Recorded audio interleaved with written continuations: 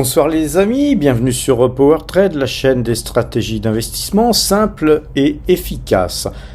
Bon, alors comme dans le short que je vous avais fait ce matin, je vous avais donné mon sentiment sur la situation actuelle, notamment la guerre là qui a commencé, qui recommence et qui fait rage en Israël, en Palestine. Donc pour ce faire, pour nous couvrir un petit peu, nous avons acheté 50 Total Energy.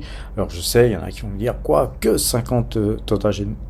Oui, que 50 titres, mais pas que. Nous avons aussi acheté 80 actions Thales sur ce compte PEA. Donc voilà déjà la première phase d'achat que nous avons fait ce matin en fait. Et ces 50 Total Energy ont été achetés à 61,54 €. Et puis les 80 Thales ont été exécutés à 133,15 €. Et sur un autre compte PEA, nous avons acheté 20 actions Thales afin d'avoir une quantité de 100 titres Thales. Ces Thales sur ce compte ont été exécutés à 132,25 €. Et ensuite, sur le compte du Crédit Mutuel, pour une de mes sociétés, nous avons acheté 1120 actions Petrobras que nous avons acheté à 14,495. Voilà les amis. Donc juste une petite précision, pourquoi ce matin je n'ai acheté que très peu de Total Energy alors que peut-être tout le monde se disait il faut absolument investir dans le pétrole suite à la guerre, etc. Donc moi j'aime bien prendre mon temps, analyser les choses, etc. Et ce matin, le pétrole, le Brent était en baisse. Figurez-vous que le pétrole était en baisse. Donc moi, ça m'a pas encouragé plus que ça à investir dans des sociétés pétrolières, car voilà, je me posais des questions sur quoi faire, et je pense que la meilleure des choses qu'il y avait à faire et que j'ai faites, c'était d'investir sur des valeurs qui sont donc axés sur l'armement, et donc Thales me paraissait la société la plus en vue pour moi. Donc voilà, j'ai donc acheté 100 titres Thales, voilà, l'histoire de me positionner.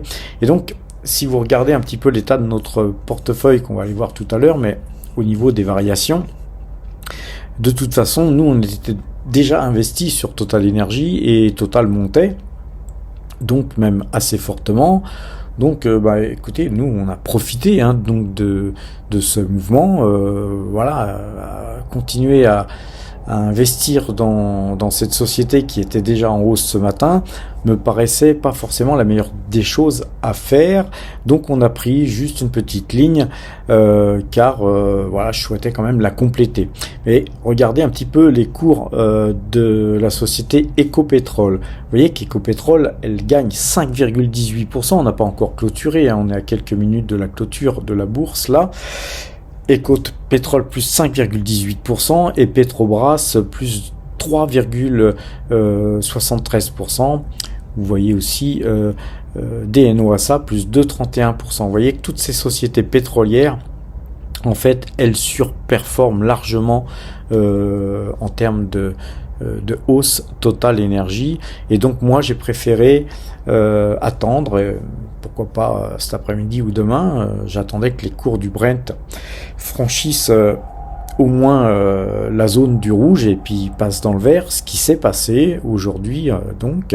Et donc j'ai acheté plutôt la société Petrobras, car c'est une société qui verse beaucoup plus de dividendes que Total Energy, et puis peut-être un besoin aussi de diversification, puisqu'on est sorti de Total Energy avec des bons bénéfices. Autant se reporter sur une autre valeur du même secteur et qui a peut-être plus de potentiel, d'après moi. Et donc voilà, aujourd'hui, petits achats. On va aller voir un petit peu ce qui se passe sur le reste. On voit que tout est dans le rouge sauf Realty Income. Rappelez-vous, on a acheté une petite ligne de Realty Income. Donc, et puis Veolia qui monte un peu, voilà, tout le reste, hein, c'est en forte baisse. Sinon, ce ne sont que des petites lignes, hein, comme B&G Food qui a d'ailleurs beaucoup morflé ces derniers temps. Donc voilà, rien de spécial. Et vous voyez que le Brent, là, ça juge plus 0,79, plus 0,80%. Donc on est plutôt reparti à la hausse sur le Brent. Je pense que là, les cartes sont en train de se rebattre, hein, au Moyen-Orient. Je pense aussi que globalement, c'est une guerre très longue qui est en train de se profiler, et c'est tout simplement une peut-être une guerre un petit peu géopolitique, certainement organisée par Monsieur Poutine, qui pousse ses pions là où il pense pouvoir maîtriser le jeu, c'est-à-dire en Extrême-Orient, car il a des alliés là-bas, et en même temps c'est une bonne manière stratégique, hein. Rappelez-vous, hier je vous ai conseillé de lire Sun Tzu.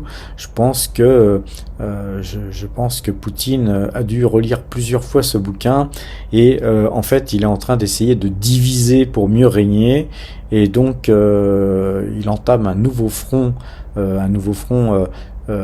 Moyen-Orient, de façon à ce que nous divisions nos forces, et aussi surtout nos forces, mais surtout notre pognon dépensé.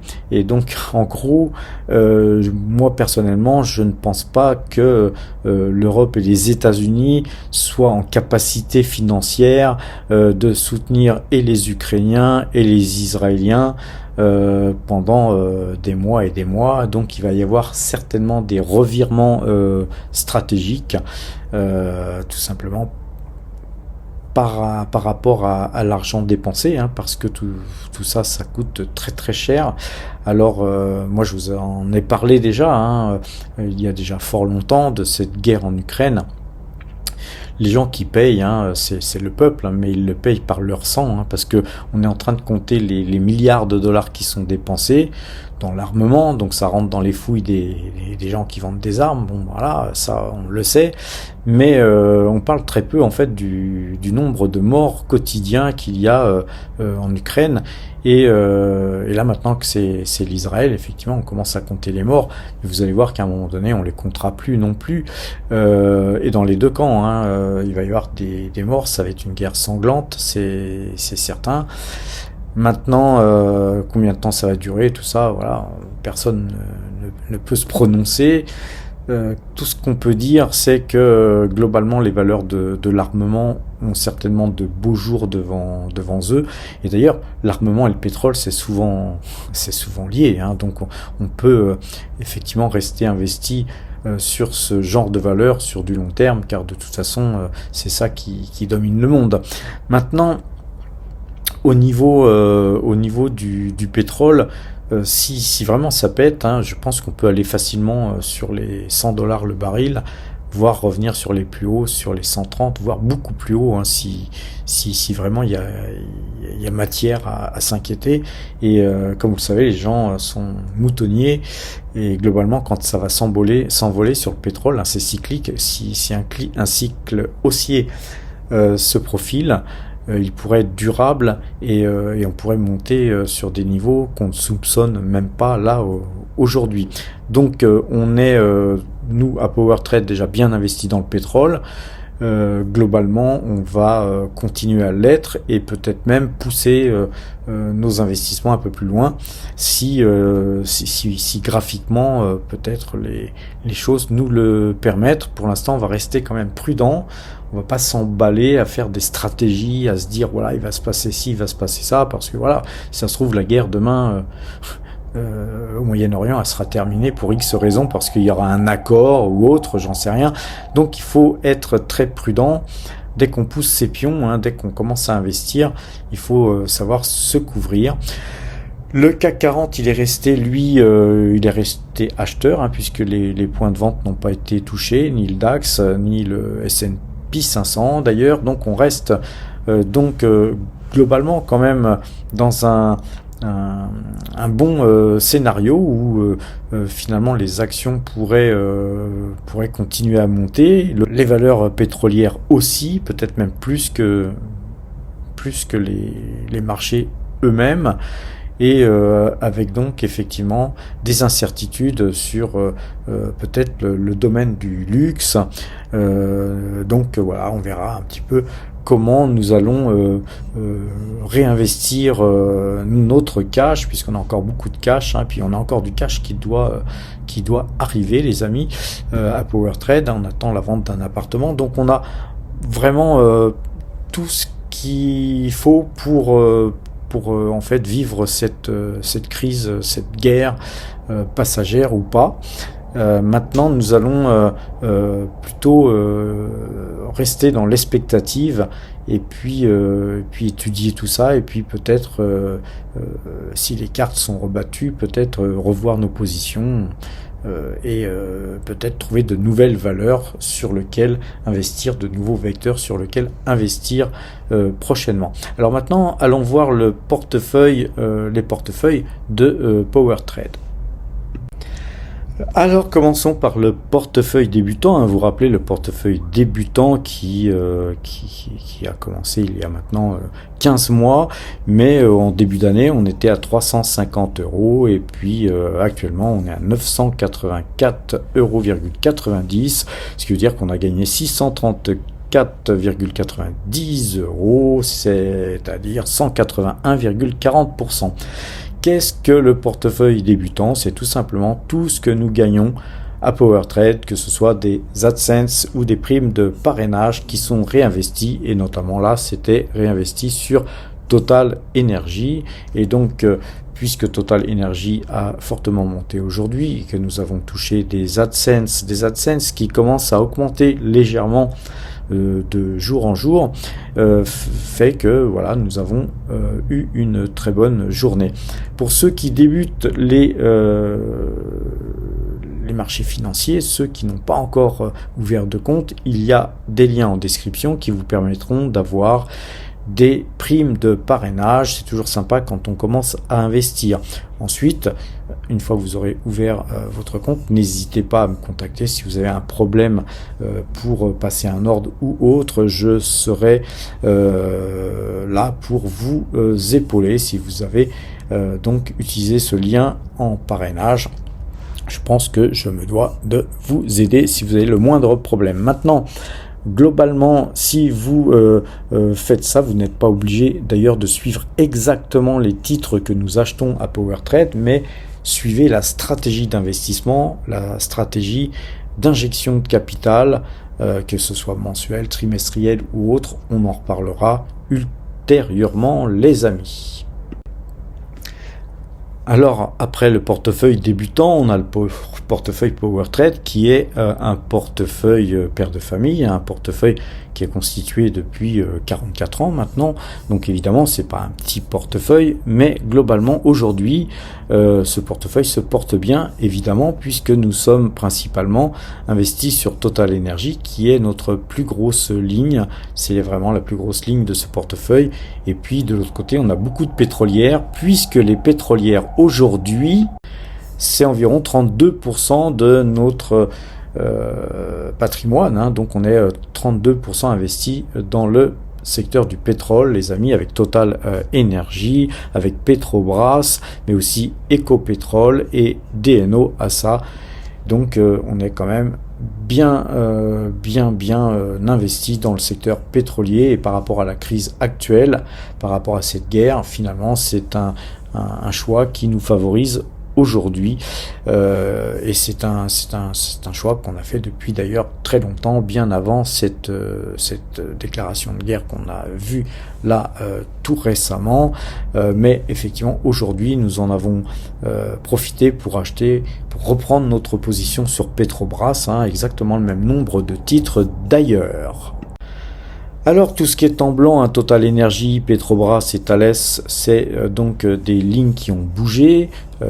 Petrobras, c'est une ligne qui a été créée, recréée, hein, puisque nous l'avions totalement vendu, mais nous revoilà sur ce titre qui avait été vendu, je crois, à 15 euros et quelques, hein, 15,25 € peut-être, hein, je me rappelle plus exactement, j'ai pas forcément toutes les mémoires de tout ce qui a été vendu, mais question zone, je me rappelle que voilà, on va rentrer à meilleur compte, un très très légèrement meilleur compte, mais par contre avec une configuration géopolitique beaucoup plus favorable. Maintenant, Thales, voilà une petite ligne, hein, mais qui quand même représente 1,78% du total du portefeuille, puisque nos espèces qui ont quand même fondu, puisqu'on a acheté des titres aujourd'hui, représentent encore 17,84% du total de notre portefeuille. Donc on est encore 17,84% en cash. Et je pense que la période actuelle mérite effectivement qu'on ait gardé des espèces pour pouvoir éventuellement faire feu sur des bonnes opportunités si celles-ci se présentaient. Alors ce portefeuille s'adjuge 18,23% depuis le début de l'année et c'est 136 326 € qui sont engrangés depuis le 1er janvier 2023. Alors, bien, il est temps d'aller observer ce qui se passe du côté du compteur à pépette. Et le compteur à pépette, lui, eh bien, c'est très simple. Et bien sûr, on recule, hein, on perd un peu de terrain. Mais comme à l'accoutumée, vous allez peut-être d'abord me faire un petit pouce bleu, vous abonner si ce n'est déjà fait, activer la cloche pour avoir effectivement toutes les notifications et ne rien louper, et puis partager avec les amis bien sûr.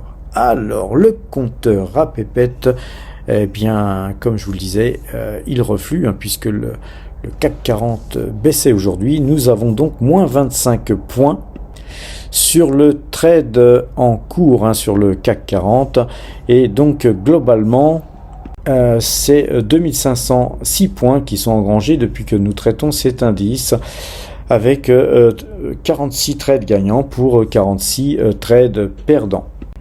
Sur le DAX, hein, même chose, hein, on repasse dans le rouge, moins 93 points, donc un trade perdant de plus, mais toujours en pause, hein, rien n'est perdu les amis. Au total, c'est 3608 points qui sont engrangés depuis que nous traitons cet indice.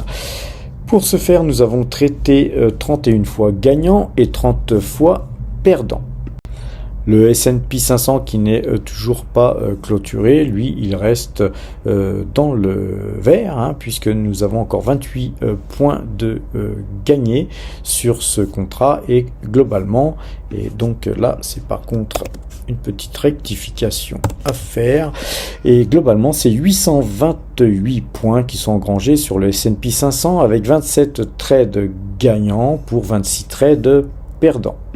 Le Brent, quant à lui, il remonte, mais nous sommes toujours vendeurs sur le Brent, et donc globalement, on gagne un petit peu moins. Nous gagnons 5,2 pips sur le trade en cours et 41,47 pips sur l'ensemble de tous les trades exécutés sur le Brent depuis que nous traitons le Brent. Nous avons donc gagné 18 fois et perdu 18 fois sur l'ensemble de tout ce qui a permis de réaliser ce résultat.